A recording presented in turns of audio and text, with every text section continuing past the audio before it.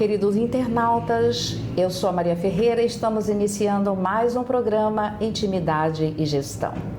Hoje recebendo a minha querida colega psicanalista, Nilza Caparrós, que vai falar para nós sobre sexologia, mas com foco na psicanálise também. Quero que você fique muito à vontade para que você possa fazer uma excelente entrevista falando para os nossos internautas sobre essa área tão importante, tão interessante, que é a sexologia e a psicanálise. Seja muito bem-vinda. Muito obrigada. Eu sou a Nilza Caparrós, psicanalista e sexóloga.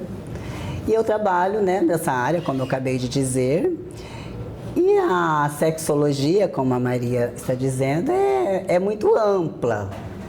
Então, assim, a gente tem assunto para falar o resto da vida, né, Maria? Sim, com certeza. Mas, assim, o meu foco é a terapia de casal.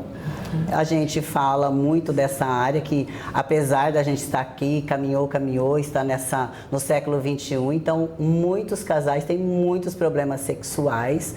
Às vezes é porque a gente até começou a entender sobre sexo, porque a mulher em si, ela sempre foi podada.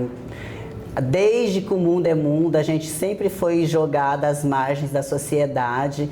E hoje a gente está um pouco liberta, mas muitas mulheres ainda vêm dessa época, por isso que existem as terapias, para que ela entenda o próprio corpo.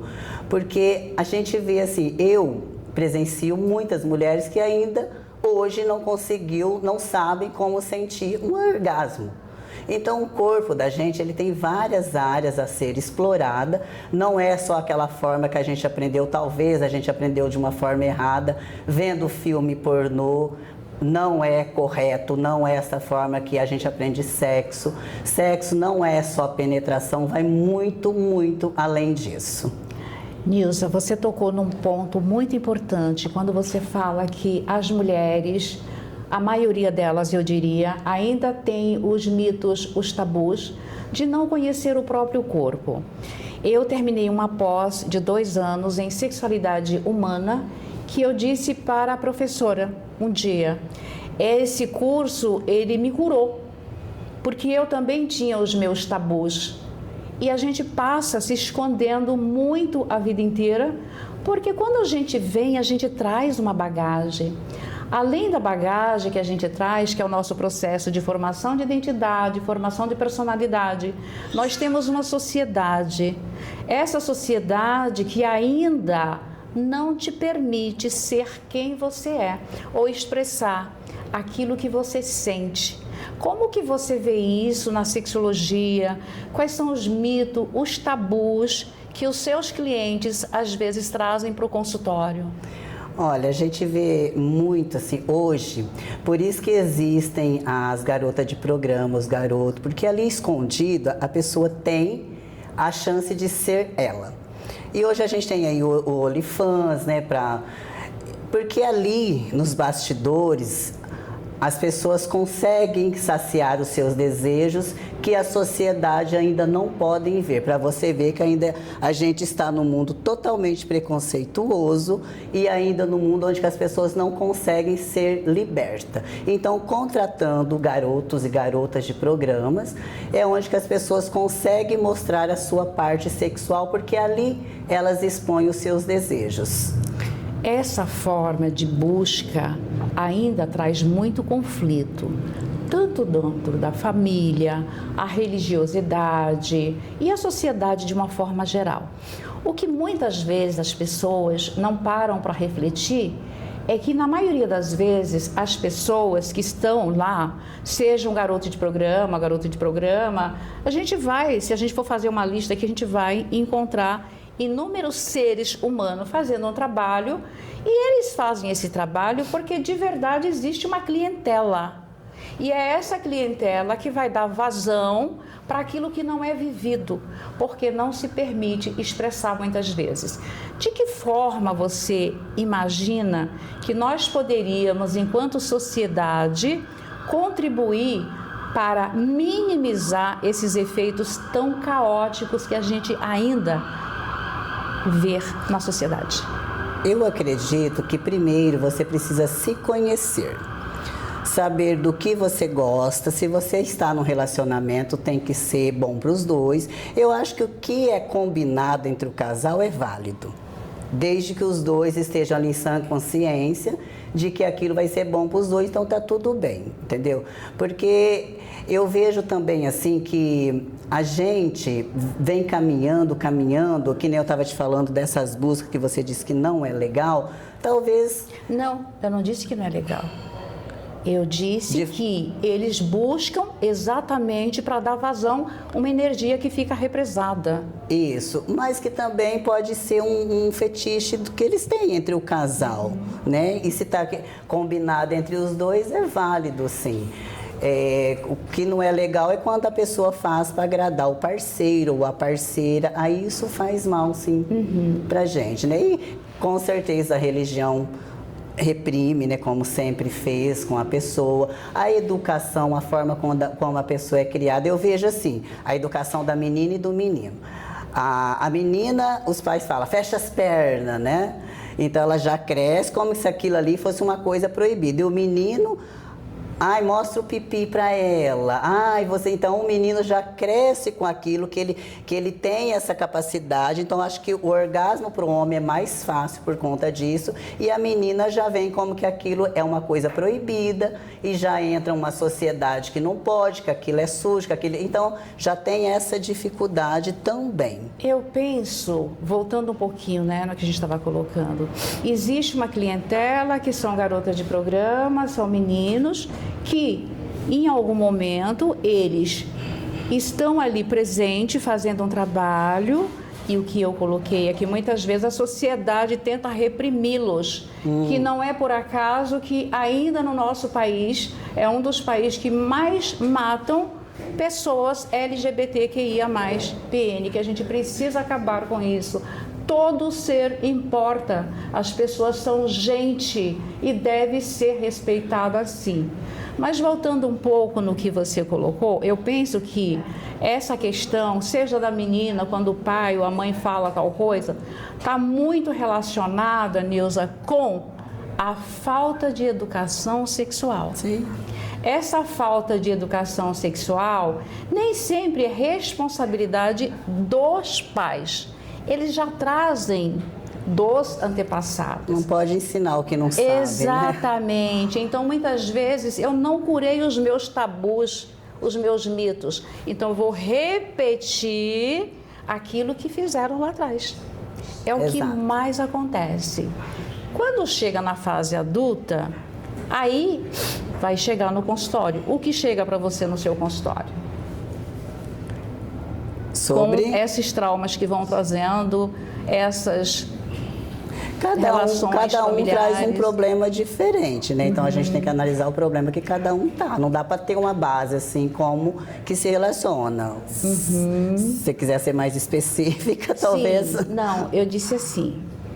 Toda essa questão, quando você diz assim, o pai fala, fecha a perna.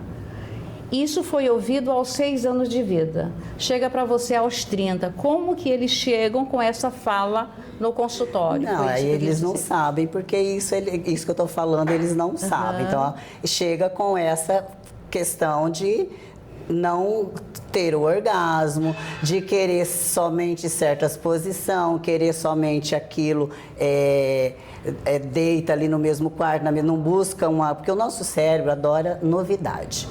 Freud dizia assim, quando você descobre o seu vinho favorito, você não quer pegar o seu vinho e ir para uma ilha deserta e tomar ele sozinho. Você quer degustá-lo na melhor companhia, em momentos agradáveis, e isso serve para o relacionamento. Então, quando você escolhe a pessoa para a sua vida, você não precisa estar buscando outras também. Você pode estar buscando essa questão do vinho no mesmo relacionamento, através de quê? De novidade. Porque eu sempre falo assim, ó, busca o que vocês fizeram lá quando vocês namoravam. Quando vocês namoravam, você fazia o quê? Aí a pessoa faz todo um trabalho, quando namora e casa, cai no mesmo processo de todo mundo. É no mesmo quarto, é na mesma cama, é do mesmo jeito, tem horário, agora não. Então, isso vai dificultando o ato sexual do casal. Por isso que talvez buscam outras pessoas. O que eu percebi nesses 27 anos, né, atuando na área clínica, é que normalmente as pessoas se unem. Quando elas se unem, cada um traz uma bagagem. Só quando essas malinhas são colocadas juntas no mesmo lugar é que cada um vai tirando e eu falo, olha, isso aí eu não conhecia. E cada um traz as suas crenças, que na maioria das vezes são crenças irracionais. Aquilo que foi aprendido, que não tem comprovação científica, mas eu acredito naquilo. Então, se nós pensarmos duas pessoas, cada um com um modelo diferente, muitas vezes elas não têm diálogo. Então, às vezes vão para o túmulo sem falar. Por exemplo, as mulheres às vezes não conhecem o próprio corpo. As mulheres não se tocam. O parceiro ou a parceira, eles não falam sobre isso. Quando há uma intervenção ou através de uma ginecologista, através de amizade, grupos, amplia um pouco mais a mente, mas normalmente é algo que ainda fica velado. E é aí que muitas vezes busca novidade. A busca por essa novidade, que aí vem o vinho que eu quero degustar com alguém, mas eu quero degustar de uma outra forma, porque essa já não serve mais. Quando, na verdade, a falta de diálogo faz com que essas pessoas, ao invés de se unir, elas se distanciam. E aí é onde abre espaço, né, para entrar dentro do relacionamento. Nenhum relacionamento termina ou entra em crise porque nenhum dos dois sabe trocar o pneu do carro. Entra em crise realmente por falta da comunicação. Exato. É a comunicação que leva as pessoas a andarem, a sobreviver nesse mundo, sim. Sim. Aí casam, igual você disse, cada um vem de uma família, de um ensinamento, de uma religião, aí juntam, né? Em vez do casal falar assim, eu sempre gosto de um exemplo assim da laranja. Você é uma laranja, teu parceiro é outra laranja. Quando espreme essas duas laranjas no copo, ninguém sabe quem é a tal laranja. Se torna o quê? Ficou tudo amarelinho, né? Único. Então, o casal é um. Sim. Então, vamos separar o que é da minha família, o que é da tua, agora é nós dois. E aí entram os dois ali num acordo funciona num relacionamento, sim, isso é ótimo. Eu sempre falo nas terapias, o combinado ali sempre funcionou. Ou seja, quando a gente fala de duas pessoas, né, que eles deveriam se unir e a partir de agora, ao invés de duas laranjas, é uma laranja só. Contudo, ainda é muito difícil esse tópico que você abordou, comunicação. E o que falta muito entre os casais? Comunicação assertiva.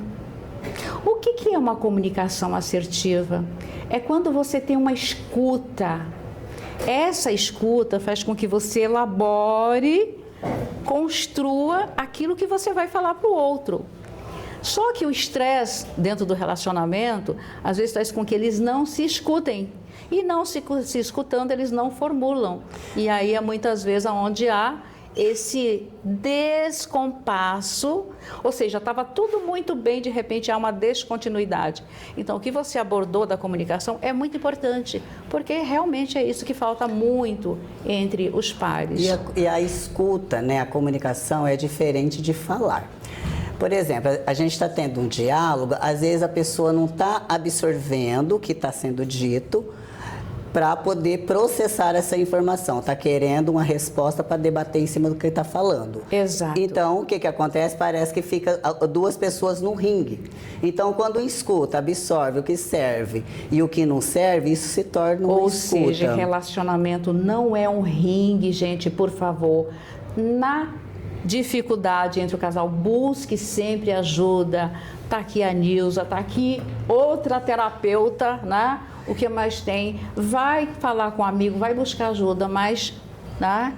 Nilza, nós ficaríamos aqui, como você mesma disse, um dia inteiro, só que o nosso tempo está terminando. Eu quero que você deixe as suas redes sociais e muito obrigada. Eu que agradeço. Nilza Caparrós, eu já deixo essa rede toda iguais para ficar mais fácil. Estamos encerrando mais um programa Intimidade e Gestão com Maria Ferreira.